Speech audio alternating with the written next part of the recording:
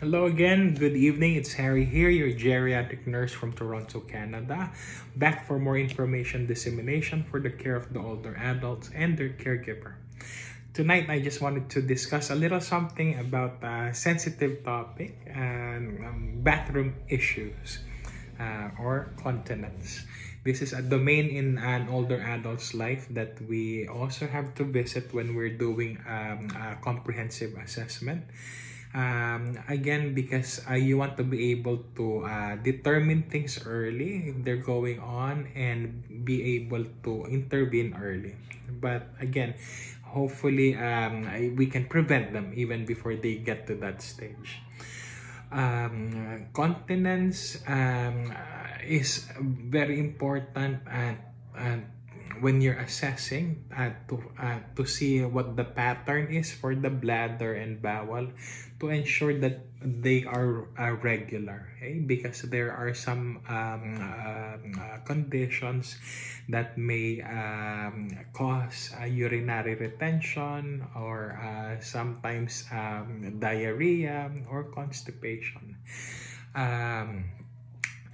You want to be able to prevent irregularity in the pattern by making sure there's enough fiber in their diet, but along with that, good hydration as well. And it has to be optimal hydration, and optimal hydration is different for everyone. Because for sometimes if they're living with the heart condition, you want to be able to regulate that to a certain level as well. So for that, you have to reach out to your family doctor or your primary care provider. Also, you want to make sure that they are moving a lot, because movement and exercises can help them maintain continence, and make sure that the mechanism there is working. So movement is very important as well. There are different kinds of incontinence that may happen. A common one is stress incontinence. When they cough or laugh sometimes, they may have a little bit of seepage. Sometimes there's an urgency where they find that it's too late for them once they get the signal to get to the washroom on time. Sometimes there is, or more often than not, there's actually functional incontinence where they could feel that they have to go but they're not physically able to get there.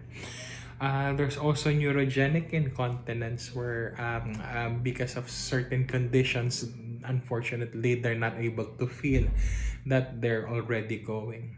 And when you see all these signs and symptoms, it's very important to reach out to your primary care provider so you can put interventions in place.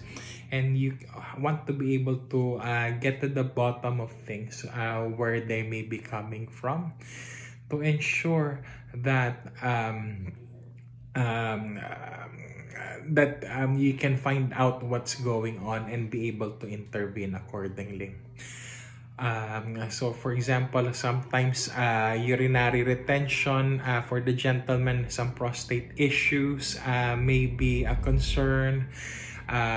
Sometimes there may be something physically blocking and the passage. So it's always important to ensure that as well. Constipation can also cause urinary retention. A flare-up of chronic condition like colitis or irritable bowel syndrome can cause diarrhea, for example. Sometimes the mood, if the person is not moving too much, sometimes if their idle sedentary lifestyle, that can cause constipation. So you want to be able to ensure like an overarching guide when you're assessing the older adult, the triple Ds: delirium, depression, and dementia, so that you'll be able to find things out early and intervene early. So reach out to your family doctor or your primary care providers, so that you can prevent these things, and if they're going on, hopefully be able to find them out early and do something about them early. Take care, and until next time.